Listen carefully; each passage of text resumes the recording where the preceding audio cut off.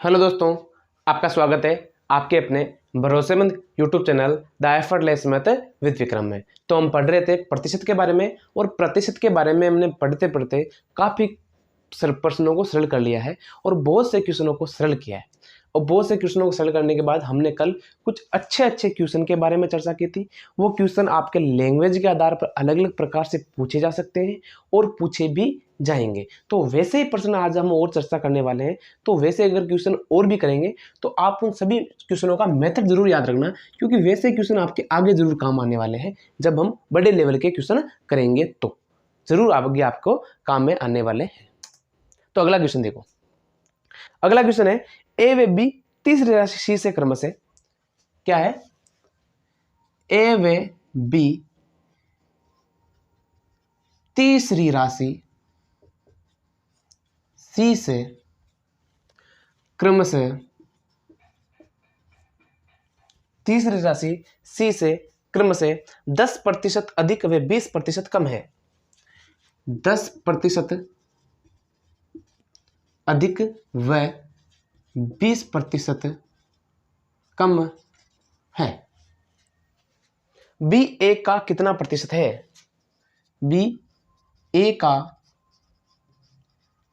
कितना प्रतिशत है?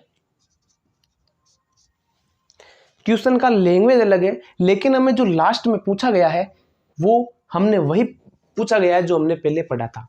अगर हम ऊपर वाले प्रश्न को सही सीक्वेंस में जैसा पूछा गया है उसी आधार पर अगर सरल कर देंगे तो हमें जो लास्ट में जो पूछा गया है, जो हमने पहले ही ज्ञात कर लिया है पिछले वाले क्वेश्चनों में, तो आपको अगर आपको डायरेक्ट ये पूछा जाता और ये पहले वाले क्वेश्चन अगर नहीं बताए जाते तो आप इस प्रश्न को करने में बहुत ही कठिनाई का सामना करना पड़ता। लेकिन अब आपको कठिनाई का सामना नहीं करना है। आपको पता है कि बी ए का कितना परसेंट है, वो कैसे ज्ञात करना है। लेकिन अगर आपके पास बी और ए दोनों दे रखे हैं तो आप ज्ञात कर सकते हो, कमी और वृद्धि भी ज्ञात कर सकते हो। तो सबसे पहले जो राशि दे रखी है 3, वो लिख लो, ए बी और सी। कितनी राशियां दे रखी है हमारे पास? 3।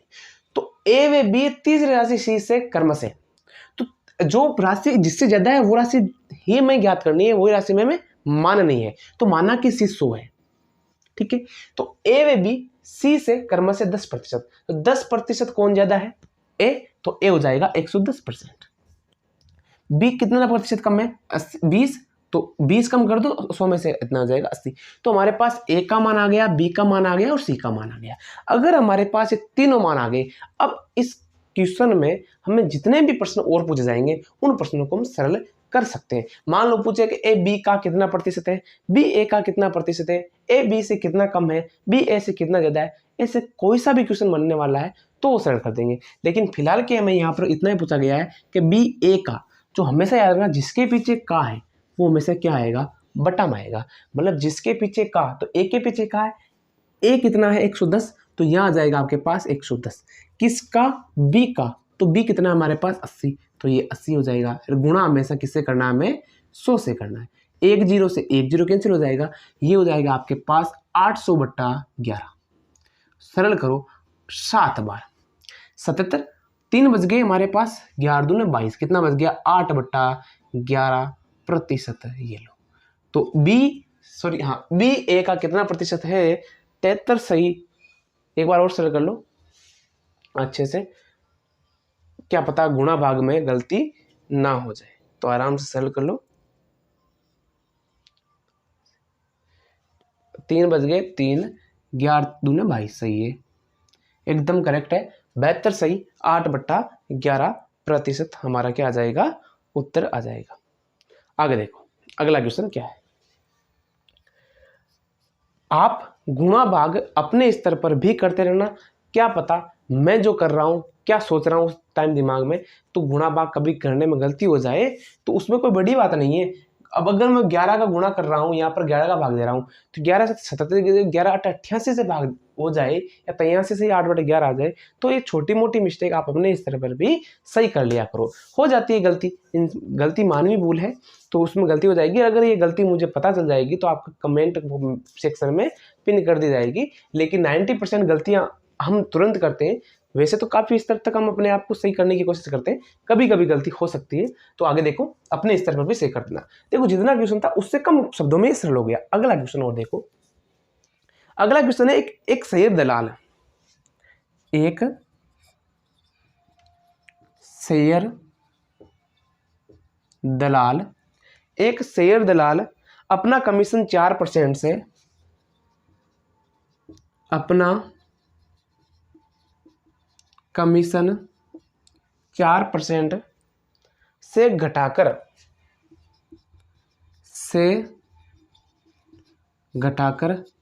3%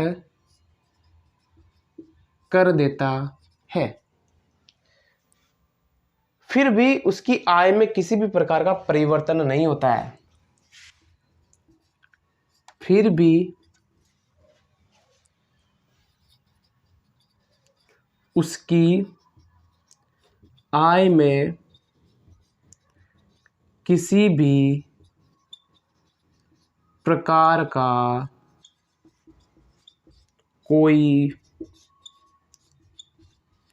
परिवर्तन नहीं होता है। आगे देखो, बताओ उसके व्यापार में कितने प्रतिशत की वृद्धि हुई है। बताओ उसके व्यापार में कितने प्रतिशत की वृद्धि हुई है। इस क्वेश्चन का आंसर एक बार के लिए देखो, आराम से इस क्वेश्चन को अच्छे से पढ़ो, उसका आंसर बाद में देखते हैं। देखो प्रश्न जो दे रखा है, तो एक बार के लिए प्रश्न को पढ़ो, ये मजाकिया रूप में प्रश्न पढ़ लो एक बार के लिए, कि एक शेयर दलाल है, शेयर दलाल होता है शेयर मार्केट में जो भी दलाल होता है, अपना कमीशन 4% से घटाकर 3% कर लेता है। मतलब वो अगर पहले 100 रुपए पर अगर 4 रुपए कम रुपए ले रहा था, अब वो 100 रुपए पर 3 रुपए ले रहा है, फिर भी उसकी आय में किसी भी प्रकार का कोई परिवर्तन नहीं होता है। कहने का मतलब अगर वो कमीशन घटा रहा है, फिर भी उसके आय में, मतलब वो पहले के 50,000 कमा रहा है तो अभी भी 50,000 कमा रहा है, तो इसका मतलब उसके व्यापार में वृद्धि हुई है। ऐसा ही हुआ है, व्यापार में वृद्धि हुई है, उसके काम में वृद्धि हुई है, परिवर्तन नहीं हो रहा है के अंदर, तो वैसा ही होगा। बताओ उसके व्यापार में कितने प्रतिशत की वृद्धि हुई है। अब ये क्वेश्चन आप सोचोगे यार पता नहीं कैसा करना है, कैसे नहीं करना है।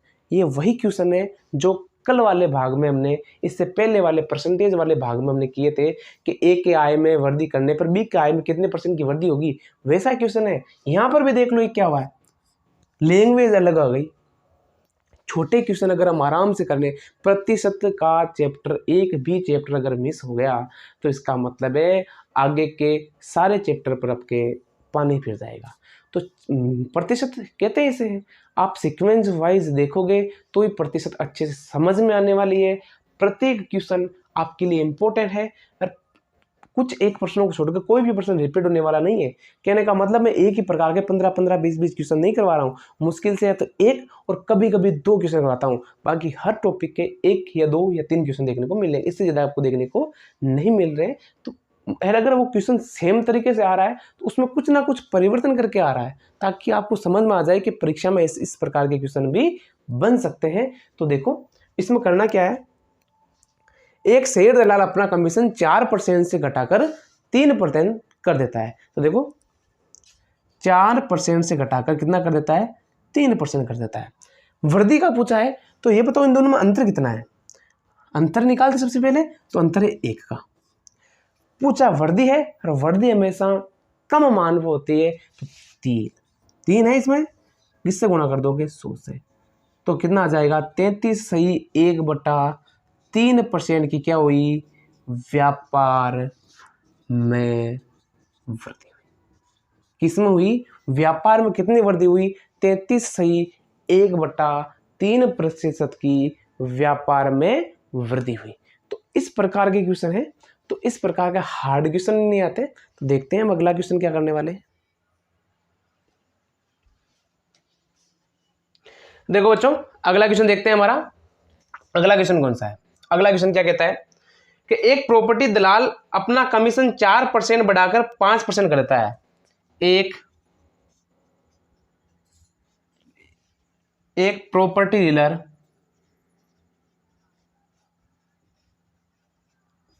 अपना कमीशन 4% से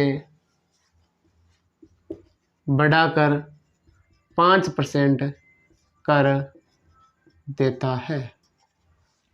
4% से बढ़ाकर 5% कर देता है, फिर भी उसकी आय अपरिवर्तित रहती है।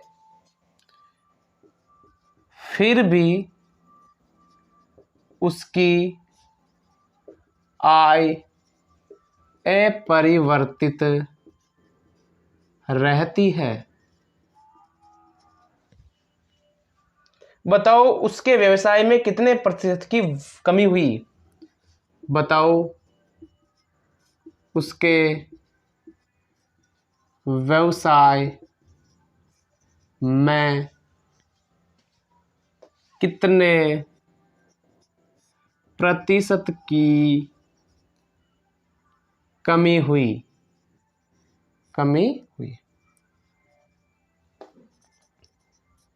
जो हमने पहले वाला क्वेश्चन किया था डिट्टो वो का वो क्वेश्चन है, बस फर्क इतना सा है, यहां पर 4% से बढ़ाकर 5% कर दिया गया था और वहां पर 4 से घटाकर 3% कर दिया गया था। यहां पर हमें कमी पूछी है और वहां पर वृद्धि पूछी थी। पर्सन का थोड़ा सा चेंजेबल किया गया है, बाकी कोई परिवर्तन नहीं है। जैसा हमने पहले पिछले वाला क्वेश्चन किया था डिट्टो वैसा का वैसा क्वेश्चन करना है। अब देखो हमारे जीवन में भी ऐसा ही होता है कि यहाँ पर क्या है कि उसने कमीशन बढ़ा दिया, उसका व्यापार पहले अच्छा चलता था तो उसने सोचा कि इतने पैसों से मेरा पेट नहीं भरने वाला है तो उसने ज़्यादा कमीशन बढ़ा दिया, तो 4% से बढ़ाकर 5% कर दिया कमीशन। फिर भी उसके व्यवसाय में कमी हुई है, आय में अपरिवर्तित रहा, मतलब जो पहले 20,000 40,000 जो जितने रुपए कमा रहा था वो अब भी उतने रुपए कमा रहा है, तो कमीशन हिसाब का लेना चाहिए, ज़्यादा कमीशन नहीं खाना चाहिए। ये भी हमें जिंदगी में याद रखना है इस क्वेश्चन के माध्यम से। तो देखते हैं क्या किया था उसने, 4% से बढ़ाकर क्या कर दिया 5% कर दिया। ये बताओ इन दोनों का अंतर कितना है। अंतर है हमारे पास 1। कितना देर का हमारे पास 1, ये लो 1। अब बताओ मैं याद क्या करनी है, कमी या वृद्धि। कमी बड़े मान पर होती है छोटे मान पर, कमी हमेशा बड़े मान पर होती है।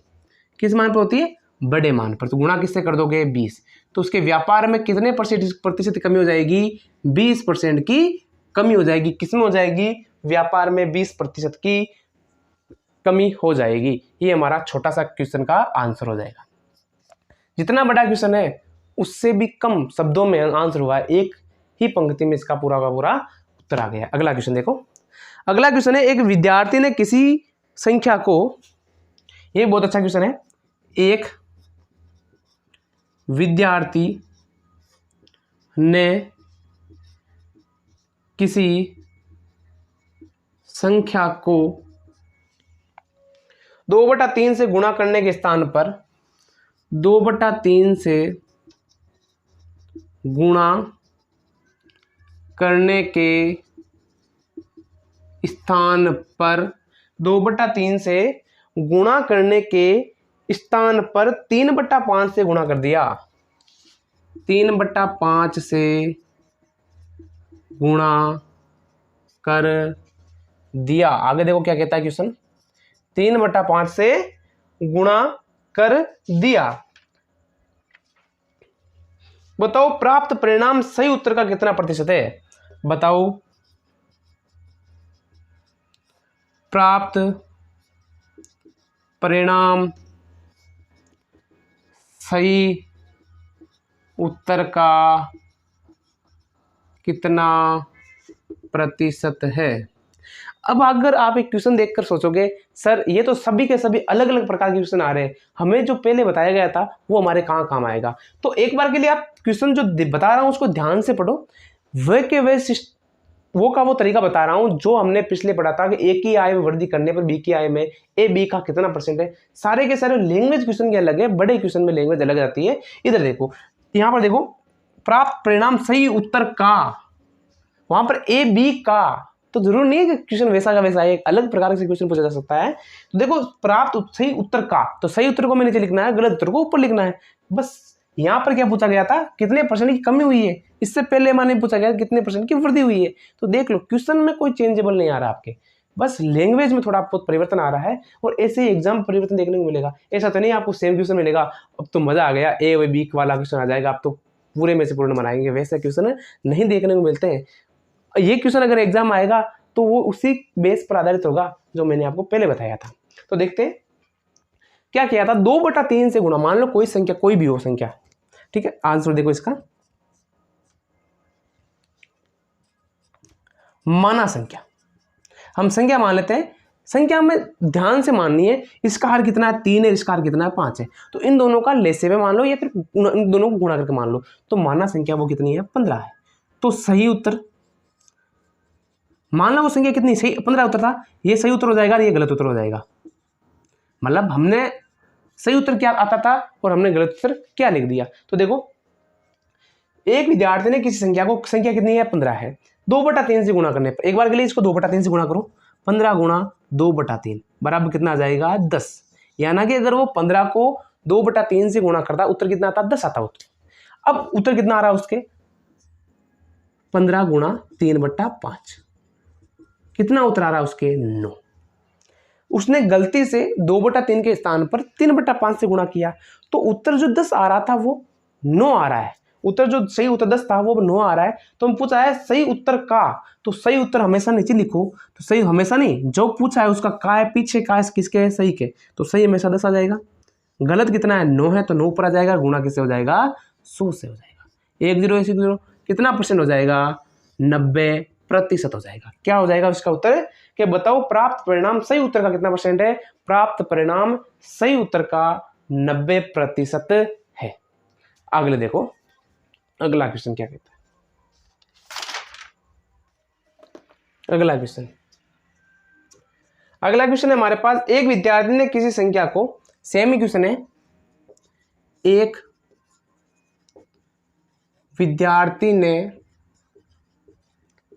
किसी संख्या को 5/8 से, किसी संख्या को 5/8 से गुणा करने के स्थान पर, 5/8 से गुणा करने के स्थान पर 8/5 से, 8/5 से गुणा कर दिया, 8/5 से गुणा कर दिया। आगे देखो, तो बताओ प्राप्त परिणाम सही उत्तर का कितना प्रतिशत अधिक है। तो बताओ प्राप्त परिणाम सही उत्तर का कितना प्रतिशत अधिक है। अब देखो क्वेश्चन में परिवर्तन आ चुका आपके पास, क्वेश्चन में क्या परिवर्तन आया है वो भी आपको अच्छे से देखना है कि क्वेश्चन में परिवर्तन क्या पूछा गया है। तो एक बार के लिए क्वेश्चन को अच्छे से पढ़ो। क्वेश्चन क्या दे रखा हमारे पास कि एक विद्यार्थी ने किसी संख्या को 5/8 से गुणा करने के स्थान पर 8/5 से गुणा कर दिया। तो क्वेश्चन देखो वही है, ऊपर वाले क्वेश्चन को सरल करके हमें बेसिक बनाना है, और बेसिक बनाने के बाद हमारा वही नियम है अधिक कमी वृद्धि, अभी वही क्वेश्चन बता रहा हूँ मैं। उसके बाद में अच्छे से अगर ये आपको समझ में आ जाएगा तो हम मॉडरेट लेवल पर चलेंगे। अभी ये बिल्कुल इजी लेवल के क्वेश्चन आपके पूछे गए, लेकिन ये भी बहुत हार्ड है, किसी को नहीं आते हैं क्वेश्चन। अगर आप बेसिक मैथ अच्छे से पढ़ोगे तो ये प्रतिशत वाले क्वेश्चन आप अच्छे से कर पाओगे। तो देखते हैं, अब देखो मैंने कहा संख्या जो माननी है वो आपको इन दोनों का एलसीएम ही माननी है। तो माना संख्या कितनी है, 8 और 5 गुणा कर दो, 40 मान ली संख्या। सही उत्तर और गलत उत्तर, देखो सही आंसर और गलत आंसर। 40 को 8/5 से गुणा करो, 5/8 से, कितना उत्तर आता हमारे पास 25 आता। और अब 40 को 8/5 से गुणा करो, कितना उत्तर आता 64 उत्तर आता। यानी सही उत्तर हमारे पास 25 था और गलत उत्तर हमारे पास कितना आ रहा है 64 आ रहा है। हमें क्या पूछा गया है, सही उत्तर का थोड़ी पूछा है, सही उत्तर का कितना परसेंट अधिक है। तो अधिक के लिए हम क्या लेते हैं, इन दोनों का अंतर कितना है। एक बार के लिए अंतर देखो, इन दोनों का अंतर हमारे पास कितना आ रहा है। इन दोनों का अंतर देखो, घटाओ एक बार के लिए, 64 को 25 से यहाँ आ जाएगा 9, यहाँ हो जाएगा 5 3, कितना अंतर आ रहा है हमारे पास 39। क्या आ रहा है इसका अंतर। तो हमेशा अंतर लेते हैं, ये वो ले लिया अंतर। अधिक है इसका मतलब है वृद्धि हमेशा छोटे मान पर होती है, बड़े मान पर, छोटे मान पर होती है। तो छोटा मान हमारे साथ कितना 25 है, हमेशा नहीं, हमारा कितना है 25 है, गुणा कर दो 100 से, 25 100 के 100, 9 चौके 36, आंसर लगा 3, 4 3 12, 13 14 15, कितना परसेंट अधिक है, 156% अधिक है। मतलब बताओ परिणाम सही उत्तर का, जो हमारे पास परिणाम आया गलत उत्तर वाला 64, वो सही उत्तर से कितना परसेंट अधिक है, 156%। आप खुद सोच लो, 100% अधिक हुआ, इसका मतलब डबल। तो 25 दूना है 50 होगा, 100% हो गया, 50 से ज़्यादा है, 25 दिया 75, 75 तो नहीं है, 50% ज़्यादा है, बस नॉर्मल सी बात है। आगे देखो अगला क्वेश्चन, अगला क्वेश्चन हमें क्या कहता है। अगला क्वेश्चन दे रखा आपके पास, बहुत ही अच्छा क्वेश्चन है। एक व्यक्ति अपनी आय का 60% व्यय करता है। एक व्यक्ति अपनी आय का 60% व्यय करता है। एक व्यक्ति अपनी आय का 60% व्यय करता है। यदि व्यक्ति की आय में 25%, यदि व्यक्ति की आय में 25% एवं उसके व्यय में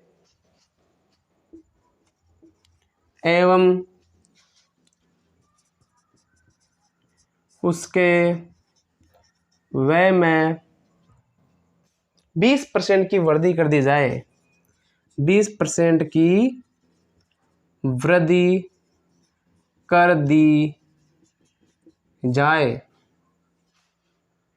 तो बताओ उसके बचत में कितने परसेंट वृद्धि होगी। तो बताओ उसके बचत में कितने प्रतिशत की वृद्धि होगी, कितने प्रतिशत की वृद्धि होगी। एक बार के लिए क्वेश्चन को अच्छे से देखना। मैं जो आपका वृद्धि और कमी वाले जो क्वेश्चन बता रहा हूं, वृद्धि है कमी है कितने परसेंट की वृद्धि हुई है, ये क्वेश्चन आप डायरेक्ट करने का कोशिश किया करो, क्योंकि अगर हम जो बाद में पढ़ा जाएगा हमारे द्वारा, वहां पर डायरेक्ट ही मेथड सरल होने वाला है। मान लो मैं कह दूं कि एक व्यक्ति की आय में 10% की वृद्धि हुई है, तो हमें आय कितनी माननी है, हमेशा 100 माननी है। तो 100 में 10% की वृद्धि, अब आय कितनी होगी, 110%। मान लो मैं कह दूं कि 15% की कमी हो गई आय के अंदर, तो आय हमेशा कितनी माननी है, हमेशा किसी भी क्वेश्चन में 100 ही माननी, आय हो चाहे कुछ भी हो। तो 15% की कमी हो गई मूल्य में आय में, तो कितना हो गया, 85% हो गया, है ना, 85 रुपये उसका मूल्य हो गया।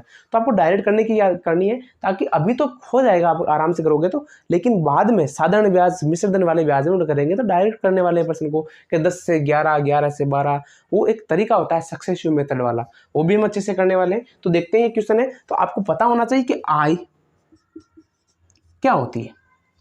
आय हमारी होती क्या है, एक बार के लिए इसको भी देख लो। तो आय हमारी जो होती है, एक तो होता है व्यय। आय किसके बराबर होती है, व्यय, खर्चा और बचत। मतलब मैं 50 रुपये खर्चा करता हूँ, 60 रुपये बचा लिए मैंने, कितने रुपए हो गए मेरी आय, 110 रुपये हो गई मेरी आय। तो वैसे हमें आय पता रहनी चाहिए कि आय बराबर क्या होता है, व्यय प्लस बचत होता है। तो देख लो यहाँ पर लिखना हमें, आय बराबर व्यय प्लस बचत। अब देखो पूछा क्या है प्रश्न में और हमें करना क्या है। तो क्या एक व्यक्ति अपनी आय में 60% व्यय करता है, तो 100 रुपये उसकी आय थी, 60% व्यय करता है, तो बचत कितनी हो गई, 40 हो गई। यदि व्यक्ति की आय में 25% एवं उसके व्यय में 20% की वृद्धि कर दी जाए, तो आय में अगर 25% की वृद्धि करेंगे तो उसकी आय कितनी हो जाएगी, यहाँ पर 25% की वृद्धि कर देंगे, तो 25% की वृद्धि करेंगे तो उसकी आय कितने परसेंट हो जाएगी, 125 रुपये आय हो जाएगी। यहाँ पर लिखना है वृद्धि, और व्यय में 20% की वृद्धि। अब 20% की वृद्धि आप किस आधार पर करोगे, यहां पर पता होना चाहिए। ऐसा नहीं आप डायरेक्ट कर दो कि 60 और 20 80, ऐसा नहीं करना है। हमें एक साइड में कर लेना है इसको कि 60 में 20 की वृद्धि करनी है, तो 120 या फिर 20 की वृद्धि करो तो 20/100 लिख दो, 10 से 10 कितना हो गया 12, तो 12 रुपये की वृद्धि करनी है। 60 और 12 कितने होते हैं 72, इसका मतलब है यहाँ पर कितना हो जाएगा 72। कितने परसेंट की वृद्धि की हमने, 20% की वृद्धि की।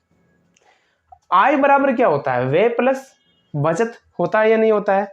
होता है। तो अब आप बताओ कि इसमें से घटाओगे तो हमारे पास बचत कितनी आ जाएगी इसके हमारे पास? तो 125 में से 72 घटाओ, ये हो जाएगा 3, ये हो जाएगा 5। इसका मतलब हमारी बचत कितनी आ जाएगी? हमारी बचत कितनी हो जाएगी? 53 हो जाएगी। इस क्वेश्चन को थोड़ा सा अच्छे से समझने की जरूरत है, ज़्यादा हार्ड क्वेश्चन नहीं है। जितना बड़ा क्वेश्चन है उससे छोटा आंसर होने वाला हमारा। तो देखो पूछा क्या है, एक व्यक्ति 100 रुपये आई है उसकी, 60 वो वे करता है, बचाता कितना है? 40 बचाएगा। 25% की वृद्धि करेंगे तो 100 की 25% वृद्धि कितनी होगी? 125।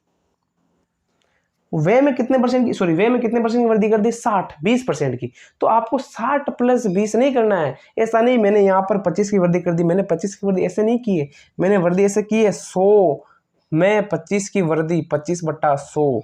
100 से 100 कितने की वृद्धि करनी है? 25 की। किस में करनी है? 100 में।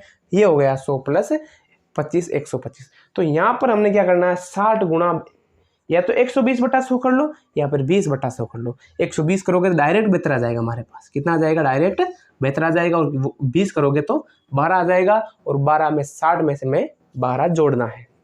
फिर 125 में से 72 घटाएंगे, कितना आ जाएगा? 53 आ जाएगा। प्रश्न देखो क्या पूछा है, तो बताओ उसके बचत में कितने % की वृद्धि होगी? तो बचत में कितने % की वृद्धि होगी? तो 40 बचत थी पहले, अब बचत कितनी है? 53। तो कितने की वृद्धि हुई? 13 की हुई। प्रश्न है वृद्धि का, तो वृद्धि हमेशा छोटे मान पर ज्ञात होती है। तो देखो 40 पर ज्ञात होगी, 40 आ जाएगा गुणा 100। 1 0 से 1 0, 4 दूने 8, सॉरी 2 दूने 4, यहाँ पर हो जाएगा 5। ये कितना हो जाएगा? 65/2%, या फिर 3, 32 दूने 64, 32.5% की क्या हो जाएगी हमारे पास? वृद्धि हो जाएगी। क्या हो जाएगी?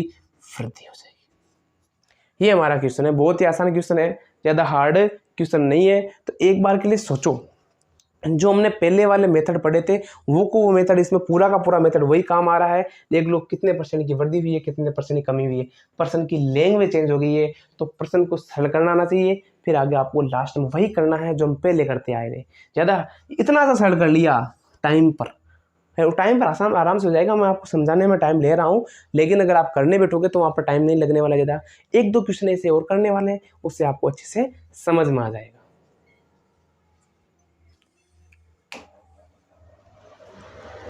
अगला क्वेश्चन हमें क्या कहता है?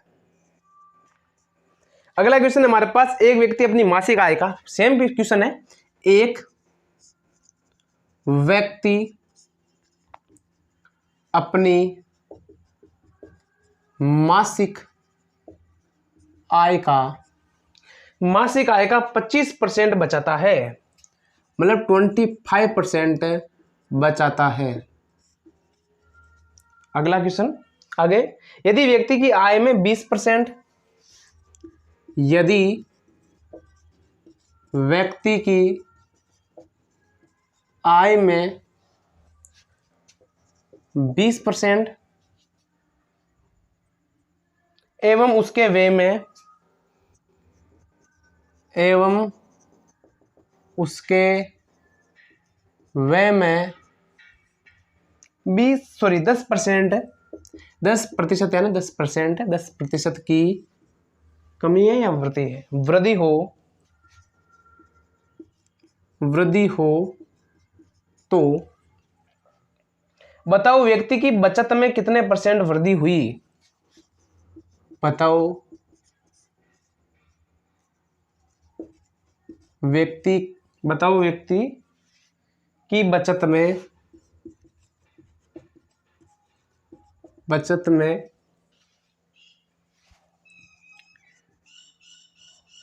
कितने % की वृद्धि हुई?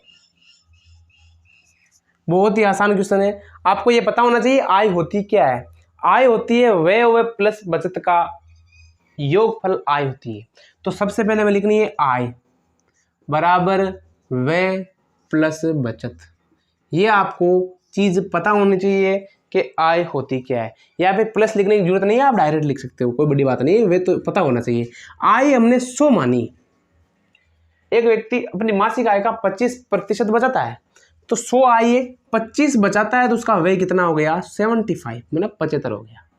यदि व्यक्ति की आय में 20% की वृद्धि कर दी जाए, तो आय में 100 थी, 20 की वृद्धि कर देंगे तो आय कितनी हो जाएगी, 20 की वृद्धि लिख दो, 20% वृद्धि, आय कितनी हो गई 120।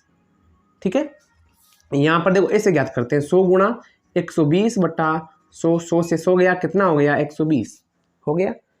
उसके वे में 10% की वृद्धि। अब आप ऐसा नहीं है कि 75 में 10 जोड़ दे या 85 आ गए, ऐसा नहीं करना है, हमें अच्छे से लिखना है 75 गुणा 110 बटा 100, ये कटा, 75 को 11 से गुणा कर लो आराम से, 7 5 12, हसल लगा 1, 7 1 8, 82, 1 दशमलव लगा दिया तो 82.5, कितना हो गया, कितनी वृद्धि करेंगे 10% की वृद्धि करेंगे, यानी प्लस 10%, तो हो जाएगा 82.5।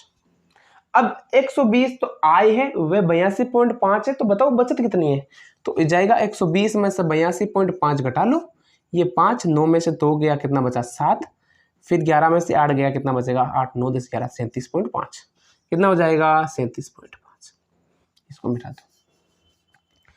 अब बचत पहले थी 25, अब है 37.5, कितनी बचत हुई हमारे पास, हमें बचत में वृद्धि करनी है, अंतर कितना है दोनों का 25 12.5, कितना है 12.5, हो गया बचत, वृद्धि हुई है। वृद्धि हमेशा छोटे मान में होती है बड़े मान में, छोटे मान में वृद्धि होती है, तो हो जाएगा 25 गुणा कितना हो जाएगा 100, 25 के 100, 12.5 को 4 से गुणा करो, कितना आ जाएगा 50, तो कितने प्रतिशत की वृद्धि होगी, 50% की वृद्धि होगी।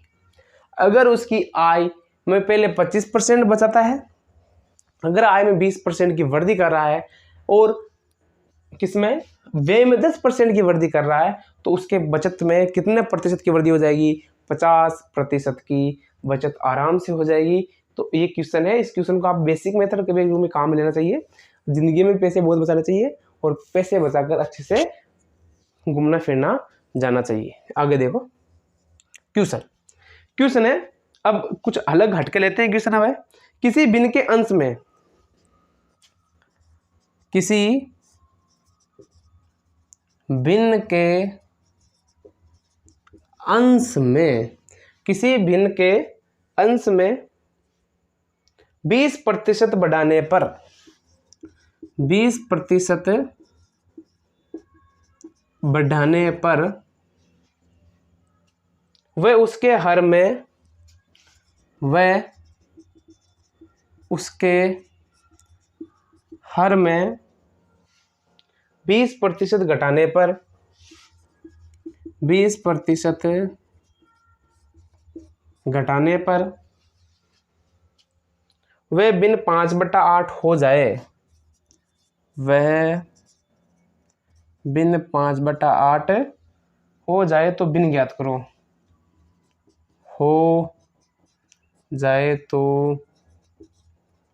भिन्न ज्ञात करो। क्वेश्चन देखो कैसा पूछा है, एक बार के लिए क्वेश्चन को दोबारा पढ़ो, आराम से करना है क्वेश्चन को। देखो माना कि वो भिन्न x और y मान सकते हैं, ठीक है, किसी भिन्न के अंश में 20% की वृद्धि करनी है, तो 20% की वृद्धि करनी है, भिन्न मान लो कि 100 थी, अंश 20% की वृद्धि कर दी तो भिन्न कितनी होगी 120, हर में 20% घटाने पर, तो भिन्न पहले 100 था, अंश कितना हो गया अब 80 हो गया, तो भिन्न कितनी हो जाती है 5/8 हो जाती है, सॉरी हाँ भिन्न 5/8 हो जाए, तो भिन्न ज्ञात करनी है, 1 0 से 1 0, 8 से इधर वाला 8 चला गया वैसे तो, वरना आप आराम से काट लो, बोले 4 दूने 8, 4 तिया 12, फिर 2 एकम 2, 2 चौके 8, ये कर लो बोले आप, तो बराबर हमारे पास जाएगा x/y बराबर वज्र गुणा कर लो 5/4 तिया 12, इसका मतलब हमारा आंसर कितना आ जाएगा, भिन्न कितनी हो जाएगी 5/12 हमारी भिन्न आ जाएगी। ये बहुत ही अच्छा क्वेश्चन है, ज्यादा हार्ड क्वेश्चन नहीं है, कोई सा भी प्रश्न पूछा जाए, एक प्रश्न और करने वाले हैं। तो भिन्न x/y मान लिया हमने, अंश में 20% की वृद्धि कर दी, मतलब अंश को हमने 20% बढ़ा दिया, 120 हो गया, डायरेक्ट करना है, 20% बढ़ा दिया, 40% बढ़ा दिया, 45% बढ़ा दिया, तो 145 डायरेक्ट करोगे, घटा दिया तो 80 हो गया, 5/8 भिन्न होगी। वज्र गुणा करके इस क्वेश्चन को सिलेक्ट करेंगे, कितना उत्तर आ जाएगा, 5/12 आ जाएगा। वज्र गुणा करना। अगला क्वेश्चन है, एक भिन्न के अंश को एक भिन्न के अंश को 8% बढ़ाने पर 8% बढ़ाने पर तथा हर को 4% घटाने पर, यानी 4% घटाने पर वह भिन्न 12/25 हो जाती है, तो भिन्न ज्ञात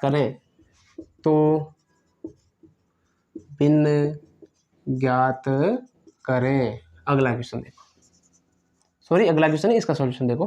तो सबसे पहले हमें करना क्या है, सबसे पहले हमें भिन्न माननी है। भिन्न कौन सी हो जाएगी, x/y हो जाएगी। भिन्न हो गई x/y भिन्न।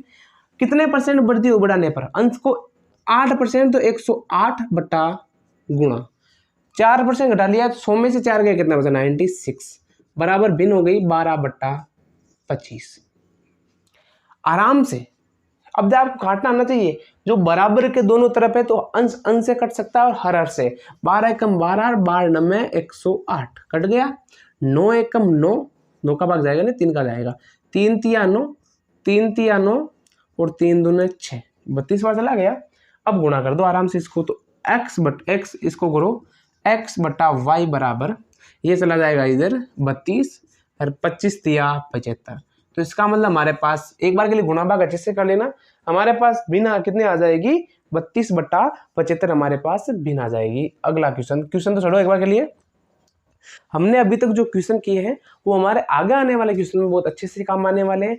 अब हम वह प्रश्न करने वाले हैं जो हमारे एग्जाम के पॉइंट ऑफ व्यू से बहुत इंपॉर्टेंट होने वाले हैं, एग्जाम पॉइंट ऑफ व्यू से। लेकिन आपको कुछ बातें, इंपॉर्टेंट चीजें याद होनी चाहिए कि हम किस प्रकार से वृद्धि करते हैं, किस प्रकार से कमी करते हैं, वो बातें एक बार के लिए मैं बता देता हूँ। उसके बाद हम क्वेश्चन करने वाले हैं अच्छे से, वरना आज इतना ही कल कर लेंगे क्वेश्चन। लेकिन वो बातें आपको पता होनी चाहिए, इंपॉर्टेंट चीज़ें हैं। अगर वो बातें आपको अच्छे से पता होगी तो आगे वाले क्वेश्चन बहुत अच्छे से कर पाओगे। देखो इधर, मान लो मैं कह देता हूँ आपको कि कोई चीज़ अगर 100 दे रखी है आपको, और कह दिया मैंने कि इस चीज़ में 10% की वृद्धि कर दी, तो बताओ वो चीज़ कितनी हो जाएगी, 110 हो जाएगी। मैंने कह दिया 5% की कमी कर दी, तो वही चीज़ कितने की हो जाएगी, 95 की हो जाएगी। आपको ये चीज़ पता होनी चाहिए, क्योंकि अब आगे जो क्वेश्चन करने वाले हैं हम अलग से, ऐसा नहीं है 100 गुणा 104/100 करेंगे फिर 104 लिखेंगे, ऐसा नहीं करने वाले, हम डायरेक्ट करने वाले हैं। आगे देखो, मान लो कह दिया मैंने 3% की वृद्धि हो गई, 100 की चीज़ थी, 3 की वृद्धि होगी, कितना हो जाएगा, 103 हो गया। एक चीज़ थी मान लो 100 रुपये की, उसमें मैंने 20% की वृद्धि कर दी, कितना हुआ, 120 हुआ। फिर जो उत्तर प्राप्त हुआ, मान लो कि 100 की कोई चीज़ थी चीनी, उसमें 20 की वृद्धि कर दी, कितना हुआ, 120। फिर वापस 20 की वृद्धि हो गई, तो आपको 20 नहीं जोड़ना है। ऐसा नहीं है कि 120 में 20 जोड़ दिया 140 हो गया, यहाँ ध्यान रखना है 140 नहीं करना है। क्यों नहीं करना है, जब भी कोई चीज़ आपको, कोई भी चीज, वस्तु, मूल्य, कोई भी आपको 100 के रूप में दे रखा होगा तो ही आप उसमें डायरेक्ट वृद्धि करोगे, अन्यथा उसमें डायरेक्ट वृद्धि नहीं करनी है, गलत हो जाएगा उत्तर। आपको उस चीज को लेकर गुणा भाग करना है। तो 120 की थी, 20% की वृद्धि कर दी, तो वापस 120 हो जाएगी, गुणा कितना हो जाएगा, 100 भाग ये हो जाएगा 144। एक बार देखो, आप 140 लिख रहे, उत्तर कितना आ रहा है, 144। तो उसका अब मूल्य कितना हो जाएगा, 144 रुपये। मान लो कोई मूल्य वृद्धि 60 रुपए की वस्तु है, उसमें 15% की वृद्धि होगी, तो मूल्य कितना हो जाएगा, आप कहोगे 60 और 15 75, नहीं, अब इसमें 15 की वृद्धि करनी है, तो 115/100 कर दिया। ये लो, 2 का भाग कितनी बार जाएगा, इसमें 3 बार, इसमें जाएगा 5 बार, या 23 पंजे ये हो जाएगा, या 23 3 69। अब अगर उसमें 15% की वृद्धि करेंगे तो अब मूल्य कितना हो जाएगा उसका, 69 × 70 हो जाएगा। मान लो कोई वस्तु 80 रुपये की है, उसमें 80% की कमी हो गई, तो आप कितना रुपये मूल्य होगा, आप कहोगे सर 0 रुपये, नहीं, 100% की कमी होगी तो होगा 0 रुपये। तो 80% की कमी होगी तो इसका मतलब 80 का 80% निकालो, गुणा कर दो 8 × 64। इसका मतलब है उसके मूल्य में कितने रुपए की कमी हो गई? 64 रुपये की कमी हो गई। अब मुझे उसका सिर्फ और सिर्फ 16 बचा है, मतलब 80 रुपये की चीज़ रुपये नहीं देना, हमें 16 देना। तो इतनी चीज़ें बातें आपको पता होनी चाहिए, पॉइंट वाला भी नॉलेज आपको होना चाहिए। वैसे मैंने पहली क्लास में बताया था आपको प्रतिशत ज्ञात करना, वो भी आपको अच्छे से ज्ञात होना चाहिए। तो देखो आगे, अगले क्वेश्चन आज करें या कल करें?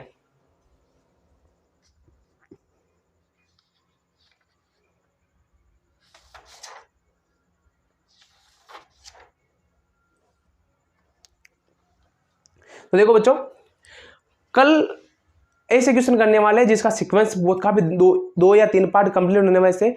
वैसे उस प्रकार के क्वेश्चन में हमें सूत्र से भी आपको कहीं ना कहीं देखने को जरूर मिलेंगे वैसे क्वेश्चन, कि हम सूत्र से वगैरह से कर ले तो अच्छा रहेगा, अच्छा रहेगा। सूत्र से आप आज नहीं कल नहीं वापस भूल जाओगे, लेकिन वो तरीका आपकी जिंदगी में काम रहेगा, कभी भी भूलने वाला नहीं रहने वाला है। और उस तरीके से कभी भी गलत उत्तर नहीं आएंगे, हमेशा उत्तर सही आने के 100% चांसेस रहेंगे। तो कल हम एक अलग क्वेश्चन की सीरीज स्टार्ट करने वाले हैं। अगर क्वेश्चन इतना बड़ा होगा तो उसकी 1, 2 या 2 पंक्तियों में उसका उत्तर आ जाएगा, 1 मिनट से भी कम समय में उसका उत्तर आ जाएगा, एक ही लाइन में उसका उत्तर आ जाएगा। आपको हार्ड वर्क करने की जरूरत नहीं है, स्मार्ट वर्क करने की जरूरत है। तो तब तक के लिए हंसते रहिए, मस्त रहिए। जय हिंद, जय भारत।